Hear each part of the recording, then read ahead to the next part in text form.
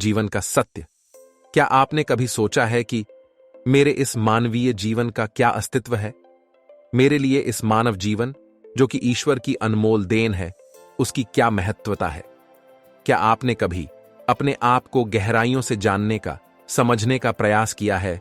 मानवीय तौर पर कहा जाए तो हम इस जीवन को सिर्फ अपनी जरूरतों को पूरा करते करते ही व्यतीत कर देते हैं। एक मनुष्य के लिए उसकी जरूरत क्या है? रोटी, कपड़ा और मकान। पर यह असल सत्य नहीं है। हर मनुष्य का जन्म इस धरती पर एक विशेष कारण से होता है, जिसे हम धीरे धीरे समय के साथ समझते चले जाते हैं।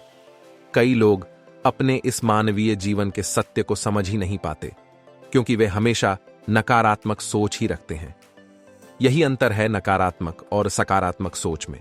जहां नकारात्मक सोच हमारे लिए समस्याएं पैदा करती है, वहां ही सकारात्मक सोच हमारे लिए नए अवसर लाती है। आइए हम जीवन के इस सत्य को एक कहानी द्वारा समझने की कोशिश करते हैं। एक गांव में एक बहुत बड़ा धनवान व्यक्ति रहता था। लोग उसे सेठ धनीराम कहते थे। उस सेठ के पास प्रचुर मात्रा में धन संपत्ति थी, जिसके कारण उसके सगे संबंधी, रिश्तेदार, भाई बहन हमेशा उसके घर पे रहते थे। वे उन्हीं के राग अलापते रहते थे। सेठ भी उन सभी लोगों की काफी मदद करते थे। तभी अचानक कुछ समय बाद सेठ को भयंकर रोग लग गया। इस भयंकर बीमारी का सेठ ने बहुत उपचार करवाया, लेकिन इसका इलाज नहीं हो सका। आखिरकार सेठ की मृत्यु हो गई। यमदूत उस सेठ को अपने साथ ले जाने के लिए आ गए। जैसे ही यमदूत सेठ को ले जाने लगे, तभी सेठ थोड़ी दूर जाकर यमदूतों से प्रार्थना करने लगे कि मुझे थोड़ा सा समय दे दो, मैं लौटकर तुरंत आता हूं। दूतों ने उसे अनुमति दे दी। सेठ लौट कर आया, चारों ओर नजरें घुमाए और वापस यमदूतों के पास आकर बोला, शीघ्र चलिए। यमदूत उसे इस प्रकार अपने साथ चलने के लिए तैयार देखकर चकित रह गए और सेठ से इसका कारण पूछा।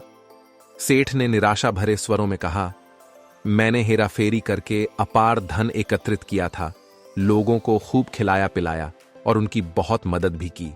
सोचा था कि वो मेरा साथ कभी नहीं छोड़ेंगे।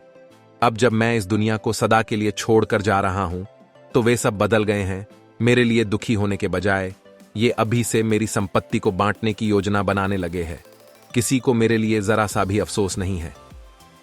सेठ की बात सुनकर यमदूत बोले, इस संसार में प्राणी अकेला ही आता है और अकेला ही जाता है। इंसान जो भी अच्छा या बुरा कर्म करता है, उसे इसका परिणाम स्वयं ही भुगतना पड़ता है। हर प्राणी इस सत्य को समझता तो है, पर देर से। हम इस बात को अपने जीवन में भी देख रहे हैं। लोग जीवन के सत्य को भूलकर मानव द्वारा बनाए गए जाल, जैसे लालच, रुपए, पैसा, बुराई आदि के तले दब गए हैं। आप जो भोजन ग्रहण करते हैं, वह पेट में 4 घंटे रहता है। जो वस्त्र पहनते हैं, वह 4 महीने रहता है।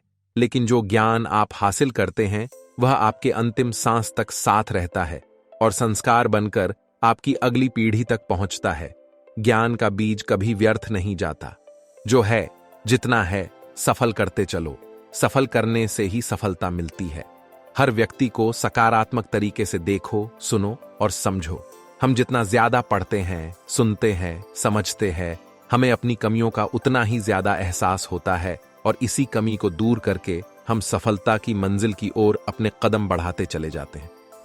क्या लेकर आया था, जो क्या लेकर जाएगा, कर कुछ ऐसा जाओ कि लोग तुम्हें जिंदगी भर याद रखें। बस आपको यह 3 काम करना है। पहला काम, कोशिश करो कि गलत काम नहीं करना। दूसरा, किसी चीज को लेकर ज्यादा लालची नहीं होना है। और तीसरा, लाइफ को एंजॉय करते चलो।